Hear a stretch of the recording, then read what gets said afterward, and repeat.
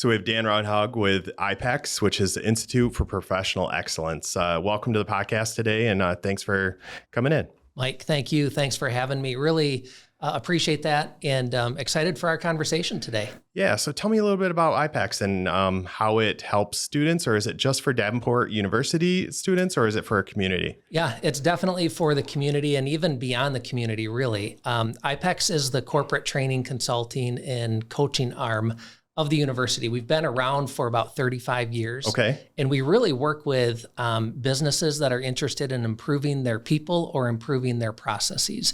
And so we're not even geared really to the traditional Davenport University student. We're geared toward the businesses in the community that are interested in upskill or reskill of their people, leadership development programs, management training, project management. So it really runs the gamut of our types of topics that we're able to do. But we're definitely an outward-facing part of the university, not necessarily for the degree-seeking students in the academic side. Okay, how do you affiliate with Davenport? Well, we're part of the university. Okay. So we are we sit alongside all of the colleges. So we're not within a particular college at the university, but we sit alongside the colleges, and so we're able to leverage all of the leading academic thought that happens in the College of Business or Technology, Health Professions, Arts and Sciences, or Urban Education for ways to benefit businesses and organizations, associations that we might partner with or that we might serve. So we're there really leveraging that leading academic thought. Another key way that we connect in with the university as a whole is IPEX leads the effort in creating education partnerships with businesses and organizations, really just trying to break down the barriers of how working adults can go back to school and either complete their degree or get an advanced degree at Davenport. And so that's a key benefit that the university has with the work that my team plays at IPEX. I think that's super important. So people going back to school typically have already figured out what career they want to do, and to get that next level of education without giving up that first career, I think it's challenging for a lot of people. Yeah, because you get into a groove, you're set into a little bit about what your life is like. The complexities of life also start to weigh in with your job responsibilities, kids, family responsibilities, kids for sure. And you can start to feel like, not that you're stuck, but that the opportunity to go back is past. Yeah. And at Davenport, we have about 50% of our population is from working adults. Okay. And so we have a high emphasis of what the adult learner needs in the degree side of pursuing their education and coming back to school for that. So we're pretty in tune to that. And that really is how Davenport was founded. Back in 1866, it was founded for Union soldiers that were returning from the Civil War. Interesting. To I didn't know back that. into a career field. And that's why we were established in the first place. So we've stayed true to that cause our entire existence. That's awesome. So do you work with schedules, or do you have second shift or third shift, or how does somebody that already has a career that they're into find time to go back to school? Yeah, that's a great question. And it's really all over the board. So we really do training in two different types of camps. One is open enrollment, or what's offered publicly to just anybody that can come in and sign up for any of our programs through IPEX. And a lot of those happen in the evening for certification programs. Several of them happen virtually or online on a self-paced component, so they're able to take it, when they want. And then we have several programs that are available during the day, where an individual will get release time from his or her employer to come in and take our certificate of management, for example, over 6 courses.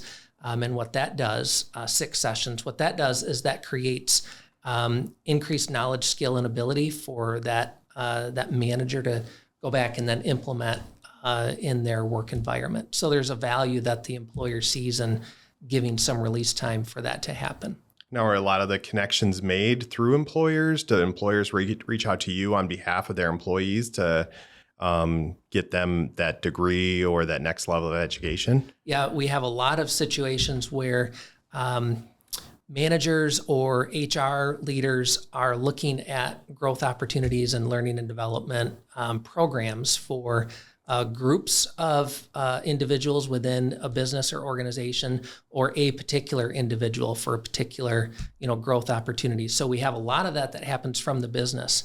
And then we have occasions where individuals themselves kind of raise their hand, self-select, and say, I'm reaching out to you on my own accord because I want to really grow, develop, and pursue something new or unique for my own career path that's not necessarily paid for or not necessarily even endorsed by my employer, but I want to grow personally. So it really comes from both of those avenues. Okay. So how long have you been involved with IPEX? I've been there about 12 years. I started as the director of facilitation and corporate learning. So I built a lot of the content, built a lot of the initial programs that we were using for management and leadership development, and facilitated on those. And then in 2015, I transitioned to executive director of the team. So really leading the team, leading some of the sales efforts, stepping away from some of the deliverables for individual clients and programs, and really aligning with some of the needs that the university has, and then driving the sales effort for the department. Man, you're all involved. Being with IPEX for over 12 years, right? You've definitely seen a lot of changes. And prior to COVID, I'm sure things were pretty simple as far as your schedule and the type of people. How did it change after COVID? Did you get a different type of candidate or prospect or student? Really what happened in the midst of COVID and after COVID was the need to enhance the flexibility and the types of delivery options that we offer for corporate clients and even for our open enrollment programs. That include like online classes or? Yeah. So a lot of what we did before that was in-person, live, facilitator-led in-person sessions. And certainly COVID shut all of that down. Yeah. And we had to turn on a day. So we had live in-person sessions scheduled the evening that Davenport University decided that we were going to shut down and move remote. And that day, we ran 100% of our programs in a live virtual format that were scheduled to be live in person. So it is impressive because there's a lot of places that would not be able to do that. And I would just say Davenport gave us a leg up to be able to do that. Davenport University was, I think, the first university in the state of Michigan, and certainly one of the first nationally, to offer online degrees back in the 1990s. Okay. So we were pretty forward thinking, in our ability and use of technology, and being able to utilize, distance learning as a philosophical approach to that. So we were well equipped to be able to make that change, but being able to step up and do that, equip our facilitators with changing their approach from the live in person to being able to do things from a screen and distance, that was significant. So with COVID and with the change, did you see growth from that? Did your enrollment increase, or how do you measure success? Yeah. We measure success from a variety of ways. One is just the numeric growth. So from the university side, that's enrollment, that's students, that's credit hours. COVID was not helpful to most of higher education. And so, the complexities that were created through COVID actually hurt most higher education institutions. So enrollment was not a key way for us to measure growth through that, because growth suffered, frankly, through COVID. So your numeric growth is one way to measure, your existence, your quality, those types of things. Another way to measure that is just the quality of that experience and the engagement. So even as we were working through some enrollment challenges, our quality metrics and all of our quality contributions at Davenport, dramatically increased. So much so that Davenport was the first university to win the Michigan Excellence Award in the Malcolm Baldrige system. And then we're national finalists. So our quality scores and everything we do from a quality metric, that's a key element for us. And those things are going really well. On the IPEX side, so not the degree-seeking academic side, we've had a lot of growth with new opportunities and clients that are looking to do things new and different than they have before.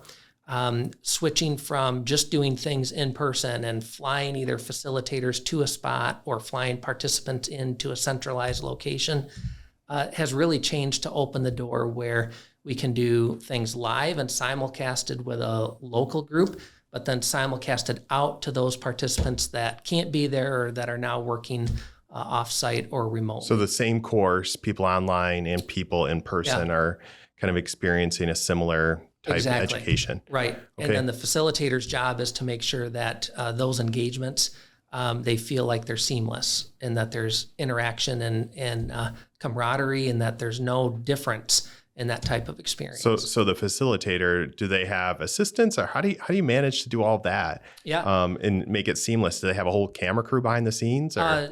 A lot of times it's just the simple technology. We try to have easy, user-friendly technology. Sometimes we have some program managers that are involved behind the scenes, but that's not always the case. Okay. So it just depends. I would say our facilitators are rock stars. And so they have to be that. They do. I try to run meetings for my agents here in the office and agents out in the field, and to make it feel the same for everyone is tough to do. Yeah, and it's tough. It's hard, but they've really done a phenomenal job with that. One of the cool stories that I usually share in the midst of COVID, and when we made this dramatic shift from in-person to having that flexibility of virtual, we had some clients that were live in person and they had to switch to virtual because of COVID.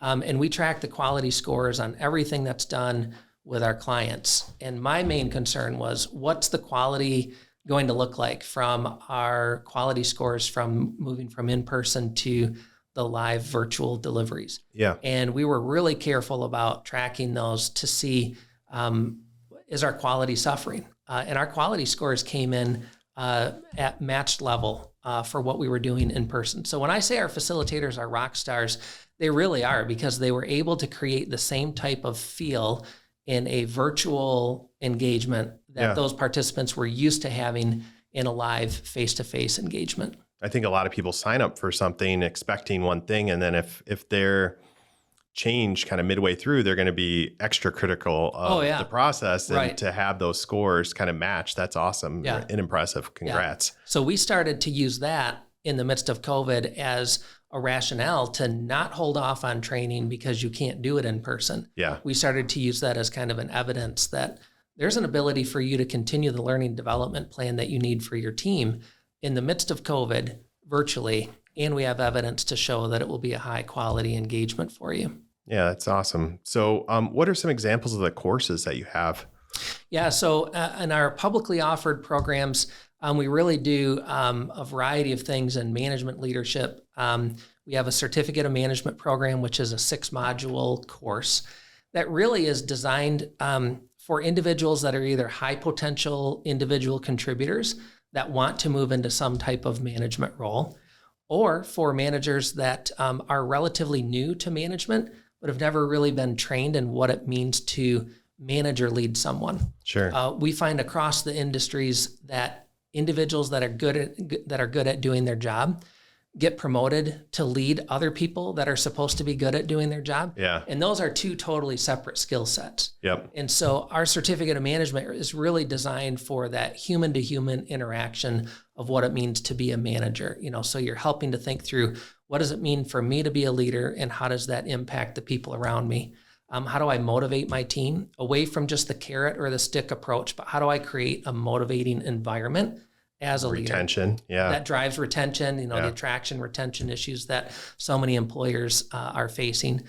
Developing high impact teams. How do we help teams to really drive to that high performance? And there are things that managers get to do that are unique, especially frontline managers, and driving that team engagement, dealing with conflict, working through conflict mitigation, but then also fostering an environment where healthy conflict can happen, where we can push back on each other because we know that we both have the best interest of the business or the organization in mind. Communicating without conflict. So how do we drive to assertive communication with each other as opposed to passive aggressive or overly aggressive? Yeah, it's fine lines. Right. Yeah. But it's all about that human interaction of what it means to be, a good manager and really develop the right type of relationships you want with those that you're managing, your peers that you're working alongside, and then your upline that you're reporting to. So that's a key program for us, our certificate of management. We do a step up from that, a leader of leaders program. So this is designed for people that are leading people who are tasked with leading people. And so it's a little bit more strategic. Yeah, that next level. A little bit more strategic. It's less programmatic. There are some sessions that we work through, but in that program, we also embed a coaching engagement with our facilitator. It's project-based, so the leader is asked to come and work through an actual job-specific project that is important to him or her or to the organization. And then we help facilitate some coaching around that. How many weeks is that course? That's 5 weeks total. And how many times a year is it offered?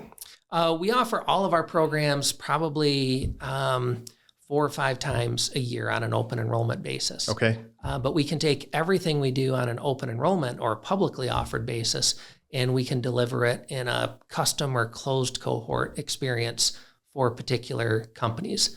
And we've had a number of organizations that have said to us, hey, I need my frontline supervisors really to go through certificate of management. Sure. And in so doing, sometimes they ask us to tweak something or customize something, specific to them as well. And we're definitely happy to do that.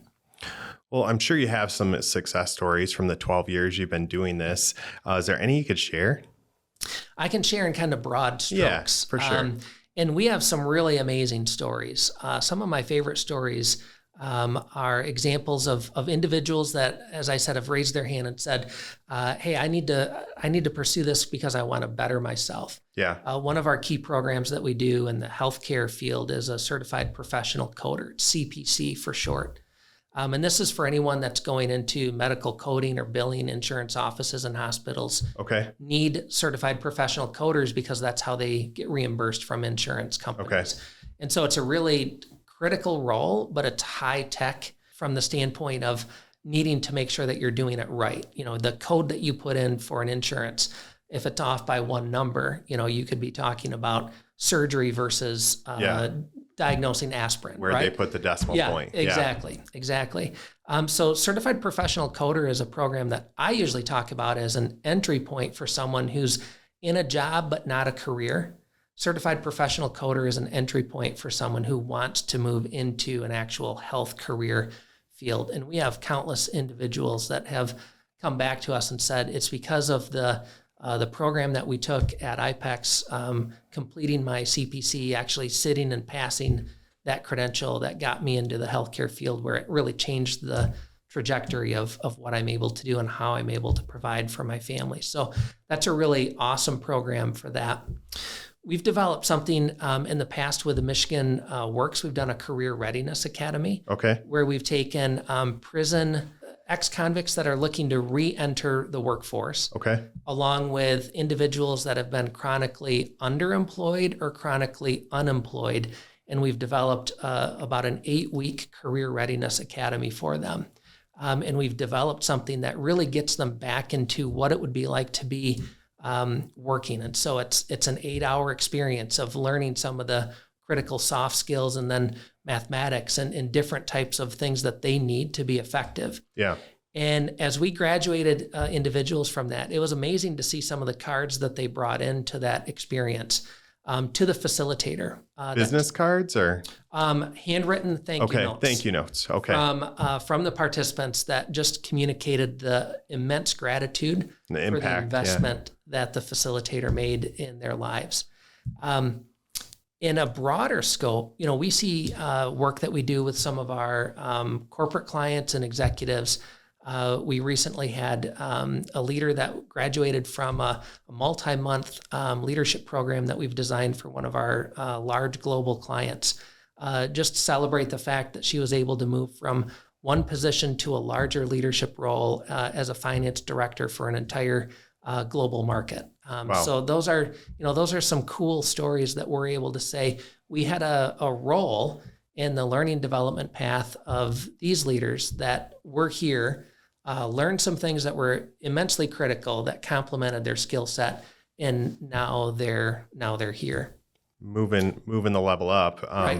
Right. So how many people a year on average go through your programs? Yeah, that's a great question, Mike.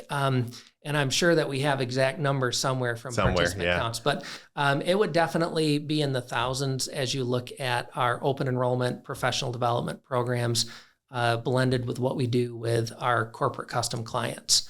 And what's cool, I know this is focused on Grand Rapids and what's happening in Grand Rapids, but we're in 17 different states besides Michigan doing leadership development programs in about 25 different countries. So, we have a pretty far reach with what we do and how we're able to bring really the Davenport brand into a number of different areas, locations, and in businesses and organizations. So Davenport started in Michigan?